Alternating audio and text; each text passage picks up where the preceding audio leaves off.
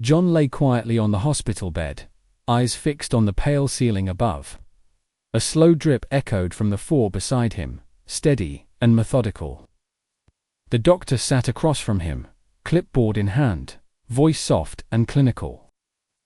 The latest scans confirm what we feared. The cancer's advanced. We're looking at 2 weeks now. John didn't flinch. He simply nodded, absorbing the words like someone who had already rehearsed this moment in his head 100 times. Across from him, Sophia clutched his hand with a trembling grip. Her eyes looked glassy, red at the edges. She was the picture of devoted love at least in that sterile, fluorescent-lit room.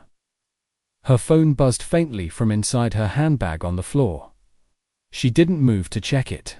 But the screen lit up and dimmed again. Had John glanced down, he would have seen the notification, venue confirmation. Ryan and Sophia final layout approved, but John's gaze stayed fixed on her face. I'll start the new pain management cycle immediately. The doctor continued, his voice clinical but gentle. You may feel more fatigue. Just try to focus on comfort. There's no more treatment plan at this stage. Sophia nodded, brushing a strand of hair behind her ear. We understand. We'll take it one day at a time. The moment the doctor stepped out of the room, Sophia leaned forward and kissed John's forehead. I'll be right back. Just stepping outside for a minute. He smiled faintly, watching her walk out of the room, heels clicking softly against the linoleum in the hallway. As soon as the door clicked shut behind her, Sophia exhaled deeply and pulled out her phone. A flurry of texts awaited her. Ryan, florist confirmed. They're setting up the arch by noon. Venue manager, please confirm table placements before 5 p.m. today. Bridal boutique, final fitting photos attached. You looked stunning. She scrolled through them quickly, fingers flying across the screen. Then she opened her camera app and took a selfie. Perfect lighting, tearful eyes, slightly shaken expression. She typed a caption, cherish every moment. You never know how long you have. #faith, #strength, double quotes post. Inside, John stared out the window. He couldn't hear her footsteps anymore. He didn't know she wasn't crying. He didn't know her tears had been rehearsed more than they'd been real. All he knew was that Sophia was with him. And that had to count for something. Later that evening, she returned, carrying a smoothie and a small smile. Thought you might want something fruity, she said. He thanked her. She fed him with a straw, gentle and attentive. When she wasn't looking, he checked her phone on the table beside the bed. One preview stood out. Ryan, can't believe we're pulling this off. You sure he doesn't know? John locked the screen without opening it. His chest tightened. Maybe he imagined it. Maybe it wasn't what it looked like. He handed the phone back as she returned from the sink. Your phone buzzed. She smiled quickly, grabbing it. Oh, probably another brand email. John closed his eyes. He wanted to believe her. He needed to, because the truth was unbearable, and she knew it. John hadn't always been the quiet one in the room. There was a time when his voice carried confidence, when his laugh was something people waited for. As a resident doctor, he was admired among patients and interns alike, not because he was the smartest in the room, but because he listened, genuinely listened. His warmth wasn't too performative. It was built into him, like muscle, over years of quiet endurance. When he met Sophia, she was all sharp edges and shattered light. A local college dropout turned amateur photographer with no money, no stability, and no one left in her corner. Her parents had disowned her after a public scandal involving a married professor, and her self-worth was reduced to how well she could smile through online filters. She had followers, but no foundation, confidence, but no compass. And yet, The night they met, she cried in front of him over a broken camera lens she couldn't afford to replace. He didn't know her well, but he walked her to a late-night repair shop and paid for the replacement himself. That lens cost more than what he'd budgeted for groceries that week, but he didn't flinch. He said it was no big deal. And maybe that's when it started. She came by the hospital one day with a cup of coffee and asked if he needed a new LinkedIn headshot. He smiled. She took 37 shots. Her phone lit up with likes before he'd even seen the results. They began spending time together. Casual at first. John helped her rebuild her portfolio, lent her his laptop when hers gave out, and even negotiated free studio lighting from a patient who owned a warehouse. By the time Sophia started calling him her safe place, he had already started rearranging his life around her. His friends noticed. So did his mother. "You don't think she's maybe too loud for you?" His mother asked gently one day. "She's not loud," he had replied. "She's just never been heard properly." Against all advice, John traded in his used car, his only one, for cash to help her launch a boutique photo studio downtown. He spent weekends helping her install light racks and build furniture. His own bed was still a mattress on the floor, but he made sure her space had velvet seating and wall-mounted filters. When he was offered a prestigious fellowship abroad, he declined it. Sophia had cried when she heard the news, clinging to him like she'd just been saved from drowning. "I don't want to be left behind again," she whispered. "I can't go through that alone." He never told her that he cried alone that night, on the roof of the hospital, staring at the fellowship acceptance email before deleting it. To the outside world, Sophia and John were the perfect image of modern resilience, a survivor and her healer. On social media, she was hailed as a woman who had risen from ashes with the help of a devoted partner. But offline, the devotion became one-sided. As her following grew, the captions began to shift.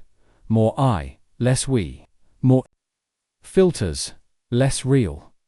John didn't mind, or at least he told himself he didn't. He wasn't the kind of man who needed credit. He just needed to see her stable, happy. But happiness, he learned, was a moving target. When Sophia hit 200K followers, a brand offered her a minor ambassador deal.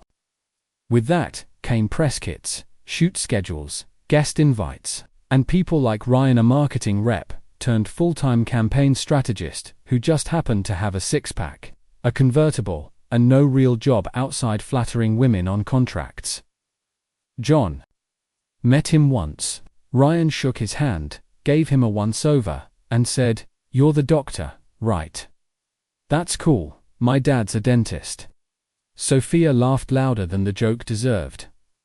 John noticed. Then came the evening when he stayed late at the hospital to assist in an emergency surgery.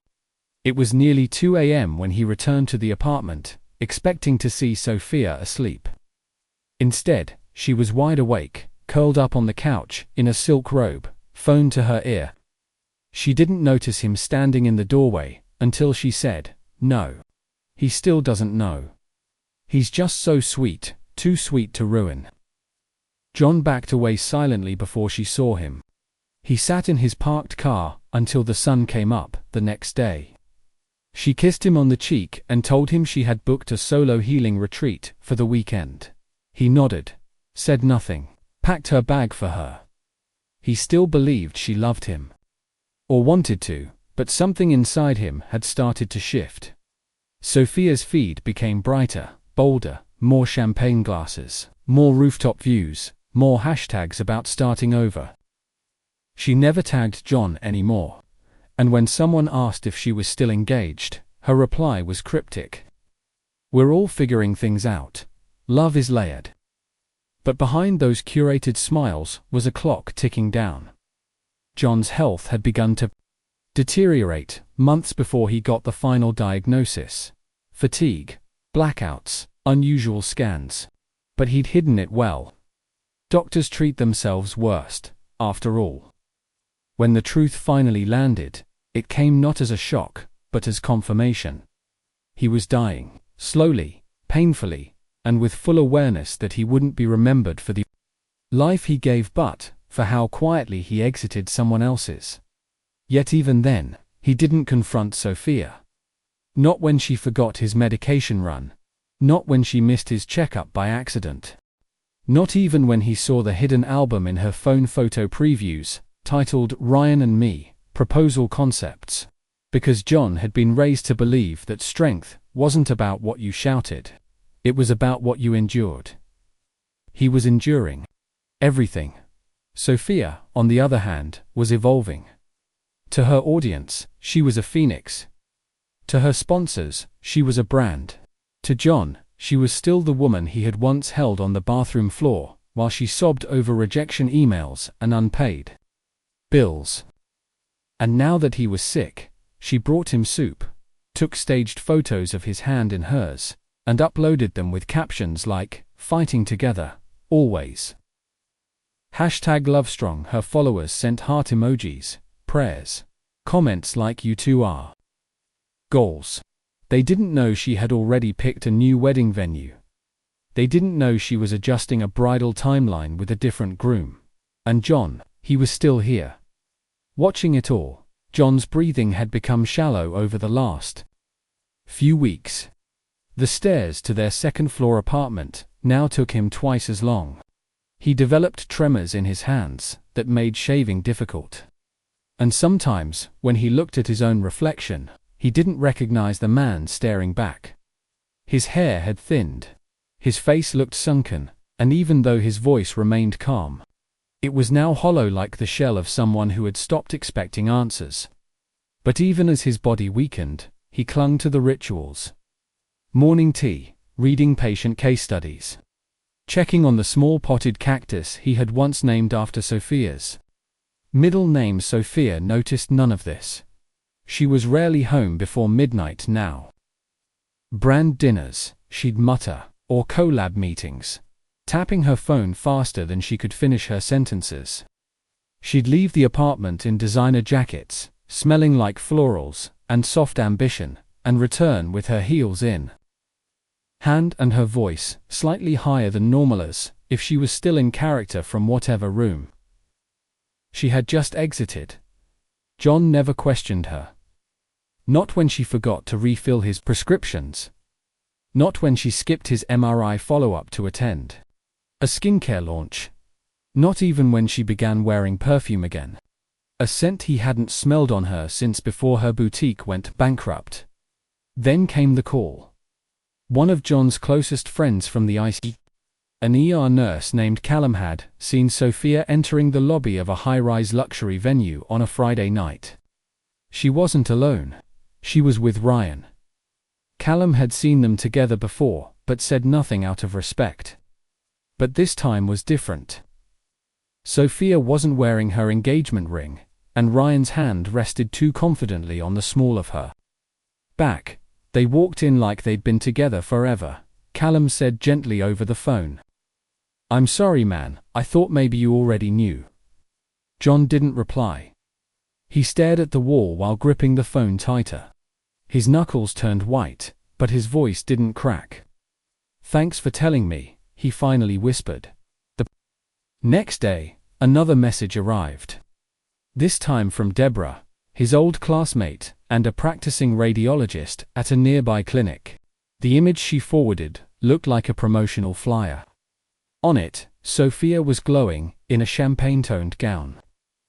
Ryan stood beside her, arm around her waist, both smiling under a floral arch. The caption read, "Save the date, private ceremony. Invitation only." Deborah had added a simple note. "I thought she was engaged to you. I'm sorry if I'm wrong." John stared at the flyer for a long time. He didn't delete it. He didn't respond either. He just sat on the edge of the bed, the room spinning slightly. Sophia had texted earlier saying she'd be sleeping over at a friend's due to early morning filming. She hadn't specified whose place. When she returned the next evening, she smelled like red wine and roses.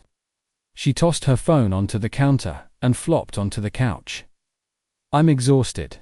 These pre-shoots are brutal. I need to crash early. John walked over to her. He looked at her long and hard, waiting just in case she would say something, confess, admit, acknowledge. But all Sophia said was, "Can you heat up some soup?" He nodded, and that was the moment he realized something irreversible had happened inside him. He was no longer hurt, he was just done. At dinner, she scrolled through her phone while he ate in silence. Occasionally, she smiled at a notification and laughed softly. John didn't ask. He knew it was Ryan. There was a rhythm to betrayal, and she had mastered it. Later, as she took a call in the bedroom, he listened from the hallway. "Yeah, everything's smooth," she whispered. "He's barely holding on. Doesn't even look at me anymore. It's fine. I'll keep things quiet until after we're official." A pause. "I know. I can't wait either." John quietly stepped away and went to the kitchen. He poured himself a glass of water with shaking hands.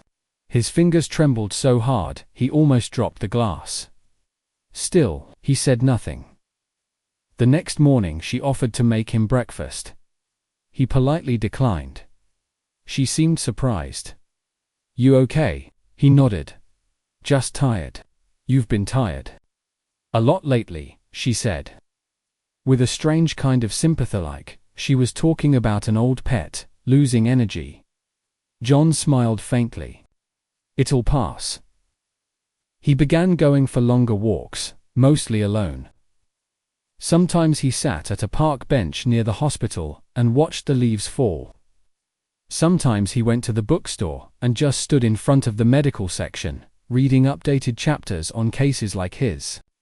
The one thing he didn't do was talk about what he knew. One evening, he called his lawyer. "I need a revision to my estate plan," John said. "And I'd like to assign a power of attorney to someone new. Her name is Deborah." The lawyer paused. "Understood.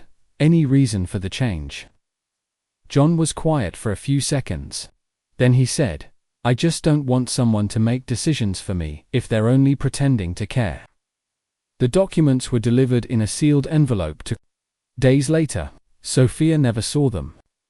She was too busy filming a new skincare reel by the window, staging crying selfies about being a caregiver. John watched her quietly. That night, while she was asleep, he opened her phone. She rarely bothered to change her password.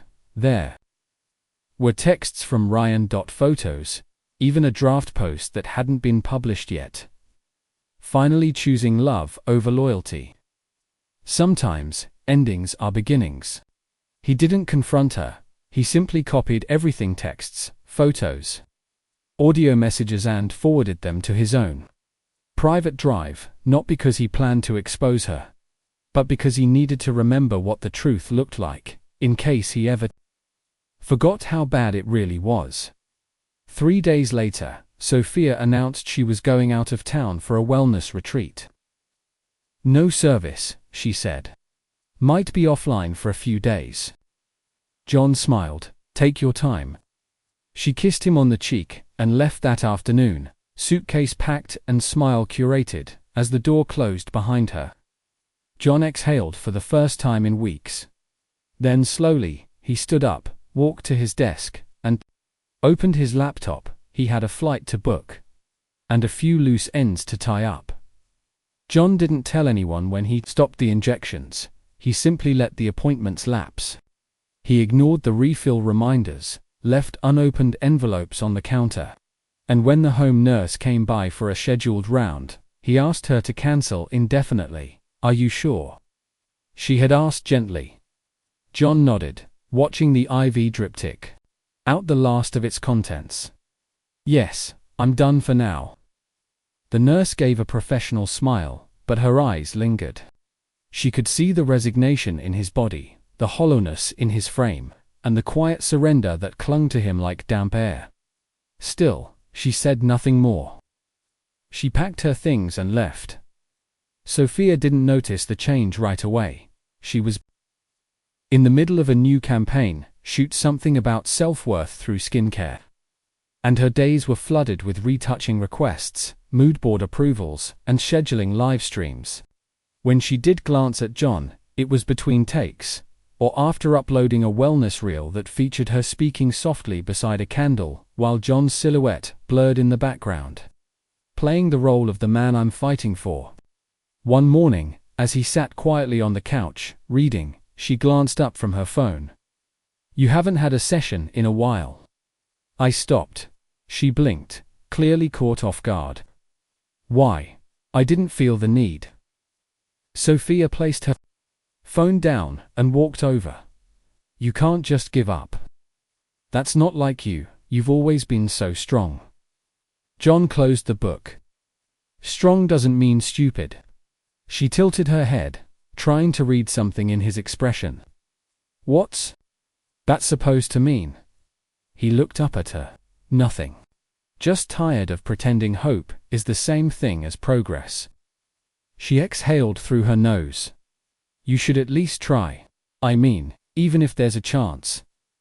"Are you saying this for me, or for the people watching your feed?" That silenced. Her lips parted slightly, but no answer came. After a few seconds, she shook her head, picked up her phone again, and walked back to the window for better lighting. The distance between them had become a canyon. She no longer sat beside him. Her photos didn't include him. Her captions were vaguer now, just enough to imply grief, but never specify the source. John began to hear things. Whispers in hospital corridors. Nurses who exchanged looks when he walked past. One intern awkwardly asked him, "Are you still engaged, sir?" And then apologized before explaining that someone had seen Sophia and Ryan kissing at an afterparty for a wellness retreat. Even the residents on night shift had begun murmuring. Behind closed doors, it wasn't anger John felt, it was humiliation. He'd given his loyalty, his money, his time, and even his silence only to become a public footnote in his own relationship. He stopped shaving, stopped eating on time, stopped opening the curtains.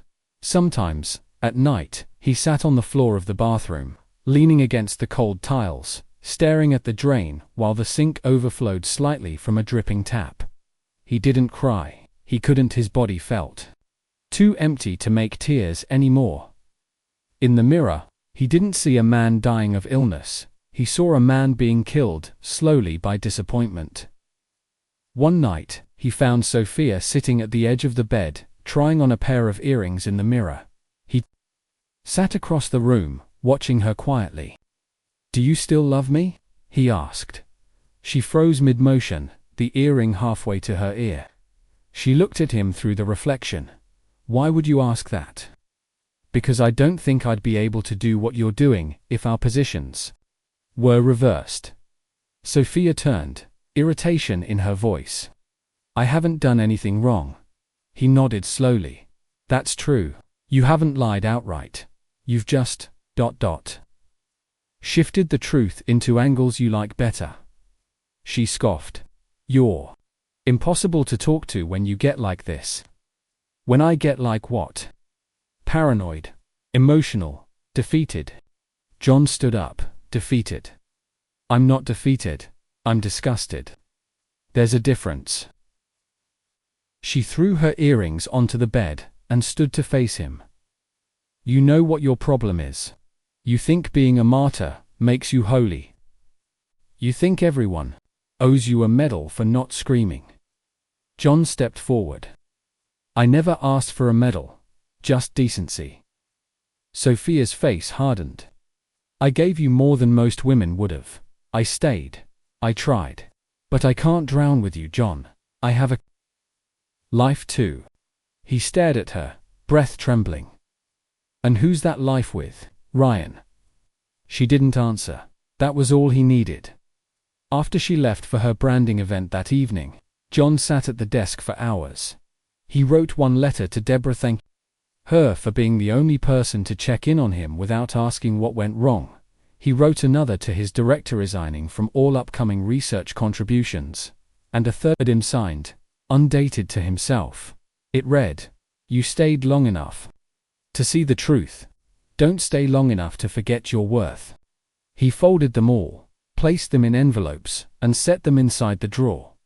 Later that week, he began deleting shared files. Removed Sophia's access to his medical records.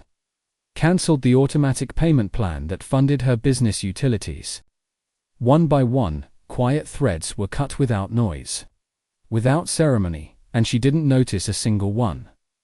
Not until the day she came home and found her name missing from the apartment lease. "Why does this say only your name now?" she asked, holding the paper. John looked at her calmly. "Because you've been living somewhere else for a while now. I just made it official." She tried to laugh. "You can't just take me off." "I can, I did. The deposit was mine. The paperwork was mine.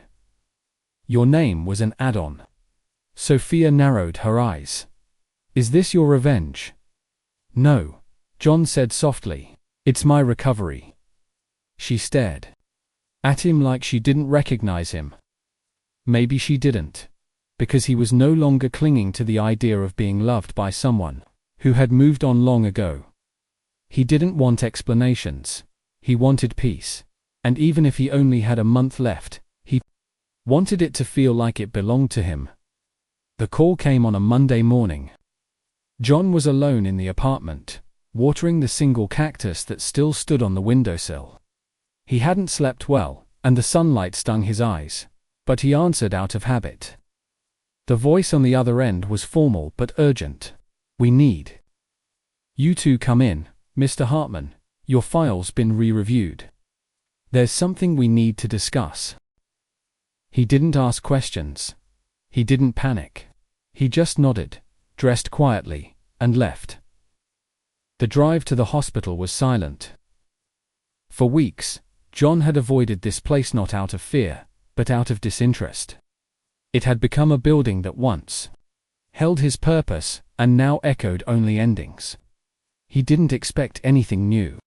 He didn't hope, but when he sat down across from the new attending specialist, something shifted in the air. The man didn't look grave. He looked, puzzled. Double quotes, "We did a full review after your medication history was flagged during a separate audit," the doctor began. "Your symptoms, the labs, even the scans, they've been mimicking a certain profile. Yes, but after comparing your response patterns and reactions to one particular drug that wasn't properly recorded, we realized something." John said nothing. "You don't have cancer. At least, not the kind we thought. What we've been seeing is the result of a rare interaction between an anti-inflammatory you were prescribed overseas and a stabilizer that's no longer on your active list."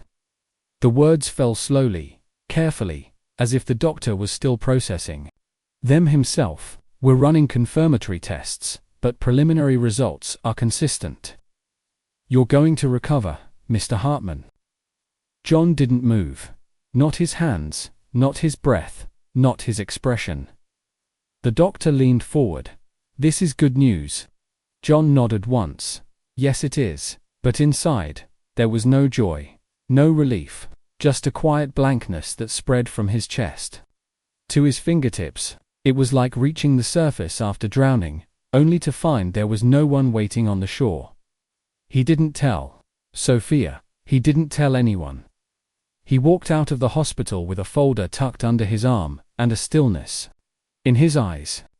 Outside, the world looked the same. Traffic buzzed, people shouted into phones. A food truck steamed in the distance. He stood there for a full minute, before he pulled out his phone and called his lawyer. "I need to update everything," he said. Over. The next few days, John disappeared. He shut down his social accounts, cleared his email, cancelled subscriptions. He transferred all documents from their shared cloud into a secure drive under his name alone. Sophia didn't notice her focus was elsewhere.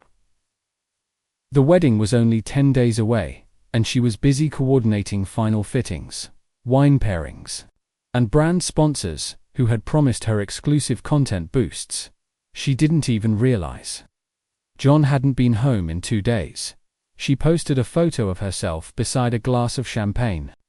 Captioned, "New chapters begin with hard choices." John saw it from a friend's forwarded screenshot. He didn't react. Instead, he finished reading the will he had redrafted.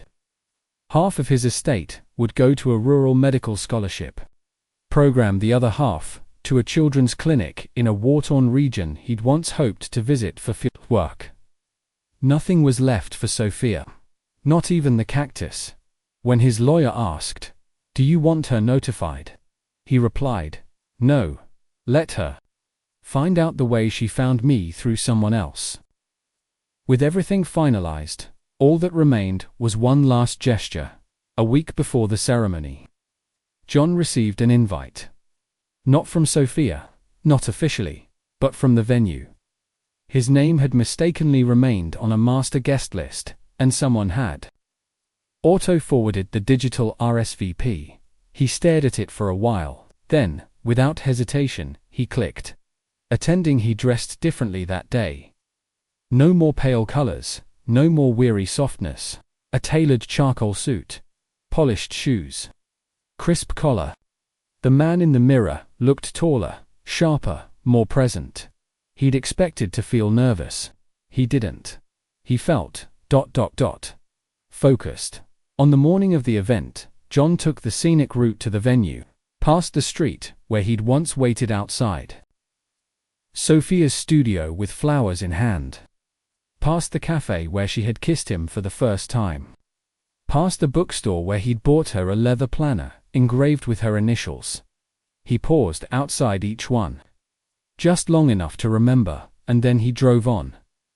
When he arrived, the staff at the front desk didn't recognize him. He signed in quietly, took his guest badge, and stepped into the marbled reception area, like a man returning to a building he once built, but no longer owned. The place was lavish. Crystal centerpieces. Velvet runners. A floral arch so extravagant, it nearly touched the chandelier. Guests buzzed around, sipping wine, laughing, complimenting the couple. Then the music changed. Everyone turned to watch as Sophia descended the staircase in her off-white gown, her hand wrapped tightly around Ryan's arm. She was radiant, perfectly styled, and utterly unprepared. Because standing near the back, drink in hand, calm and composed, was John. Their eyes met. Only for a second, but it was enough. Sophia stumbled slightly. Recovered, smiled wider as if the moment hadn't happened. Ryan leaned in, whispered something. She laughed. John raised his glass slowly, and nodded. No one knew what it meant, but she did. The wedding hall was a masterpiece of curated perfection. Cream-colored drapes cascaded from gold-framed ceilings.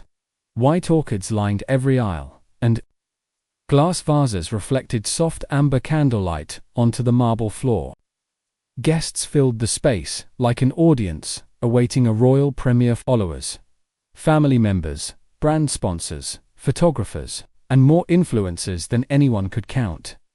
Sophia stood at the center of it all. Wrapped in a custom-tailored gown, her hair pinned in deliberate waves, skin glowing with a layer of strategically placed shimmer. She smiled effortlessly at every guest who passed by. Her nails clutched the hand of her groom Ryan, dressed in a designer tux with his usual cocky confidence. They looked like a magazine cover.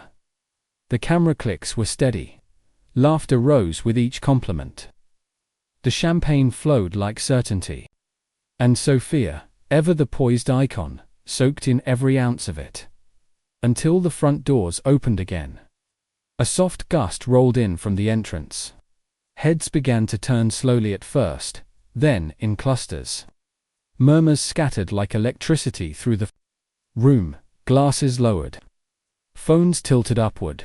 Even the live stream team briefly paused their feed. Because the man stepping into the hall wasn't supposed to be there. And certainly not like this. John. Alive. Walking straight-backed, radiating presence in a charcoal suit that clung to his frame like armor. His eyes weren't dull. His face wasn't pale. There was no cane, No hesitation, no weakness, just silence, and then chaos. Sophia froze, her smile vanishing like breath against cold glass. Ryan turned, confused, then frowned. Is that? Before he could finish, John calmly made his way towards the front of the hall. Weaving through startled guests, who parted like water around a ship's prow. Sophia's manager rushed forward, whispering, "Do you want me to remove him?" But she couldn't answer. Her mouth hung open. Her fingers gripped Ryan's arm with sudden force. John stopped in front of the stage, beneath the very arch she had once dreamed of standing under with him. The same arch he had unknowingly paid 4 months ago. He raised his hand slightly. The host, stunned, offered the microphone without resistance. John stepped onto the stage. One breath, then he spoke. "Thank you for inviting me." The room went dead quiet. "I'm not the groom today, but I was the one who funded her boutique, her lifestyle, and this entire venue booking, before she ghosted me for someone healthier." Gasps. A stifled shriek from the far right table. Phones shot up instantly. Cameras clicked like rainfall. Sophia's eyes widened. Her throat moved, but no sound came. John didn't look at her. He looked straight ahead. She told the world, "I was dying. That I had weeks to live, that I couldn't keep up with her anymore." She told her followers she needed space, clarity, healing. She didn't tell them she already had a new groom lined up, while I was still hooked to an IV. A ripple of shock moved through the audience. Ryan stepped forward, reaching out. "Hey man, this isn't the time or place." John turned to him calmly. "I'm not here to fight. Just to say thank you." "Thank you," he repeated, raising the mic slightly. "For showing me that love can be edited, filtered, branded, monetized, and discarded." His voice never rose. He never shouted, but it sliced through the air like a blade. "I didn't come here to ruin anything. Everything you see here," he gestured at the crystal chandeliers, the imported flowers, the venue name, etched into frosted glass, "was already mine. Paid in full months ago, back when I thought this day would be ours." Sophia took one step forward, her lips parted. "John," he raised a hand, silencing her without anger. "But I realize something important," he continued, voice steady. "You don't mourn the loss of someone who left, you mourn the time you wasted hoping they'd stay." He turned to the crowd, eyes sweeping across faces he barely recognized anymore. "I'm alive. I wasn't supposed to be, but here I am. And I've spent the past month cleaning up the mess left behind by the people I once trusted most." Ryan scoffed. "All right, we're done here." John handed the microphone back to the host. "Almost," he said softly. He reached into his jacket pocket and pulled out a folded piece of paper. He dropped it onto the floor at Sophia's feet. The envelope was marked, "Final statement of financial separation." "I don't want anything back," he said. "It's yours. Keep the boutique. Keep the followers. Keep the story. Just make sure the next one you tell is your own." Then he turned, walked off the stage, and began moving toward the exit. Sophia didn't follow. Ryan did. "Is this some kind of performance?" he hissed, catching up beside him. "You're bitter because she moved on. That's not news. You're irrelevant now." John looked at him with a strange, almost amused calm. "Do you know what the worst part was?" he asked, pausing near the door. "It wasn't the betrayal. It was realizing I stayed with someone who made me feel guilty for being sick." Ryan blinked. John leaned closer. "You two deserve each other." And with that, he walked out. The doors closed behind him. Inside the venue, chaos resumed. Guests whispered, photographers angled. A bridesmaid fainted. Sophia stood motionless, eyes locked on the paper at her feet. Her bouquet slipped from her hands and landed on the floor with a soft thud. Her knees threatened to buckle. She wasn't crying. Not yet. Ryan stood beside her, face tight, jaw locked. But even he looked unsure now. The hosts attempted to recover the event. Music played. Waiters resumed serving, but the atmosphere had curdled. The glamour was cracked, and in every corner, someone whispered his name. John outside, he didn't look back. He walked toward the street, where a black sedan waited. The driver opened the door wordlessly. Inside sat his luggage. His passport, his ticket. Destination, South Sudan. Medical mission, 2 years. He didn't glance at his phone, he didn't post. He didn't explain, he simply left. The live stream, meanwhile, had captured it all by the time the reception began. Clips of John's speech were already trending. Not the groom, but I paid for it all. You mourn the time you wasted. Filter love. Monetize heartbreak. The comment sections overflowed. Some applauded him, some were horrified. Many were shocked to learn he hadn't died at all. But John didn't care. He wasn't reading any obit. He was already in the air by then, watching the clouds drift past. As the city grew smaller beneath him, John didn't look back after leaving the stage. The air outside felt sharper. Cleaner, as if the very atmosphere shifted to reward his release. The roar of whispers and camera flashes still echoed behind him, but they no longer reached him. He paused near the venue steps where a courier waited beside a black SUV, holding a small envelope bearing an embossed seal. Without a word, John took it and turned to the man in a pressed suit, pacing at the edge of the walkway. Sophia's lawyer, who had originally helped them draft the prenuptial agreement. Years ago, John walked up calmly and handed him the envelope. Statement of cancellation, John said.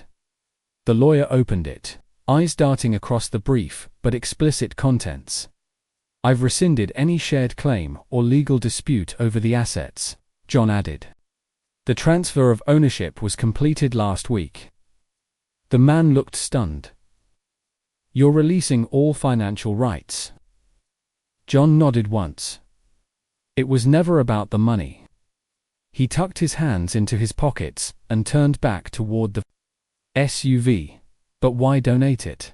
The lawyer asked, hesitating.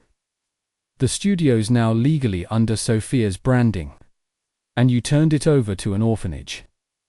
John didn't even blink. Because she built a brand off survival. Let her watch Real Survivors now. The lawyer said nothing. He simply stepped aside. John climbed into the SUV, but before the driver could close the door, a commotion rang out behind them. Wait, John. Wait. He turned slightly. It was Sophia's mother. She rushed down the steps in her glittering heels, holding the hem of her gown to avoid tripping. Her face was panicked, flushed with a cocktail of shame and desperation. Please, she said, breathless, as she reached the open door. John, don't leave like this. He looked at her calmly. You've known me since I was 22, he said. Back when I ate dinner at your table and helped your daughter repackage inventory late at night. Where was this version of you when I needed help breathing alone? Her lips trembled. I didn't know, no one told me you were. You didn't ask. She reached for his hand, but he gently pulled away. She doesn't deserve this. No, he agreed. She deserves exactly this. I'm just the only one who didn't say it aloud, until now. Tears pricked her eyes. John, I'm begging you, forgive her, she's not as strong as you. John gave her the faintest smile, not cruel, just exhausted. I forgive her, he said, but I also forget her. That's the part no one prepares you for. And with that, he closed the door. The SUV pulled away from the curb. Back inside the hall, Sophia stood frozen in the corner, glass in hand. watching the livestream replay loop on muted screens. The audience had fragmented. Some guests had left early. The sponsors were quietly backing out. Even Ryan was scrolling his phone like a man trying to manage a PR fire he hadn't prepared for. "Say something," she whispered to him. Ryan looked at her blankly. "What do you want me to say?" "You knew he was still alive." "I knew he existed," Ryan snapped. "I didn't think he'd walk in like a damn movie scene and take the mic." Sophia gripped her champagne flute tighter. "You said everything was handled," he scoffed. "Well, clearly it wasn't." As the tension rose, a junior producer pulled Ryan aside with a worried look. "The press wants a statement. People are asking if the wedding's still going ahead." Sophia stepped forward. "Of course it is." Ryan's gaze narrowed. "You sure?" Sophia hesitated. "What's that supposed to mean?" "It means," Ryan said slowly, "I didn't sign up to be part of your unfinished story." She stared at him, stunned. "You think I planned this?" "I think you didn't clean up after yourself," he muttered. "You buried your past under filters and fake closure, hoping he'd disappear. You gambled he wouldn't come back. And now, here we are, your real fiancé, standing in the background of your new wedding." Sophia's breath caught. Ryan looked at her one last time and shook his head. "Figure out what story you want to tell, Sophia. But I'm not going to be your prop while you find your ending." He handed her his ring back and walked away. Within 10 minutes, the hall was nearly empty. What had begun as a high-profile influencer wedding was now trending for all the wrong reasons. People clipped John's speech, they slowed it down. They reposted it with subtitles and applause. He walked away with more dignity than most arrive with. This is what silent power looks like. He didn't expose her. He exposed what we ignore. By the next morning, Sophia's follower count had dropped by 62,000. She lost 2 brand deals before noon. By evening, a third sponsor posted a vague statement about reassessing partnerships built on transparency. And John? He didn't post anything. He didn't speak. He simply boarded a flight to Kenya for his orientation before being deployed to the northern refugee zones. He had filed all the necessary documents, passed medical review, and had packed only what he could carry. In his bag was a journal, a small photo of his late mentor from med school, and one creased printout of the orphanage contract bearing the boutique's new deed. The building was now a creative therapy center for displaced children. It would bear no plaque, no credit, just quiet transformation. Just like him, weeks passed, his days became consumed with stitching wounds, administering vaccines, rationing water. There were no influencers here, no filters, no staged pain, just real hurt. And finally real healing. One day, as he returned from rounds, a child offered him a hand-drawn photo of a man helping others beneath a sun. The figure wore glasses and a smile. The name underneath, Dr. John. He laughed softly, placing it in his bag beside his passport. Back home, Sophia sat alone in the apartment they once shared, now stripped of light, brand deals, and curated grace.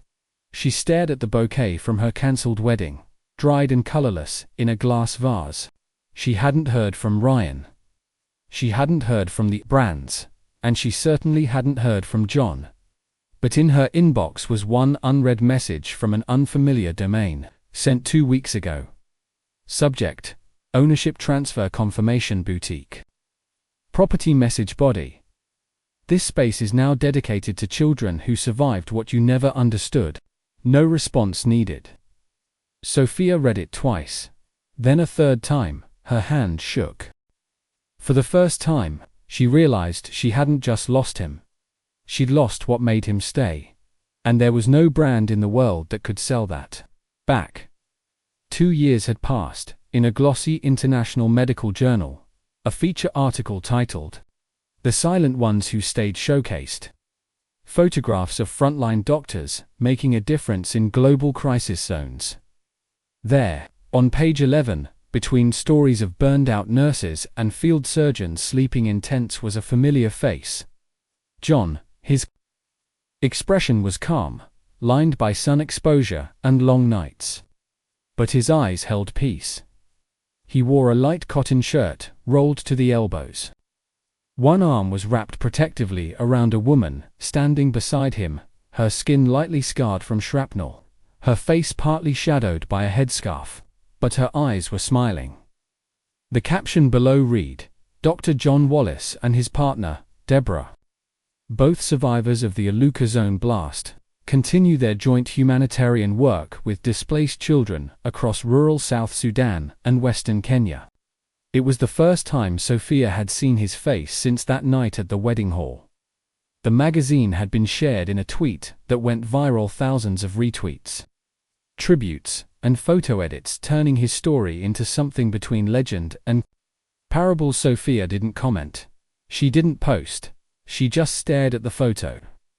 On her screen in silence, the room around her was a shell of what it had been.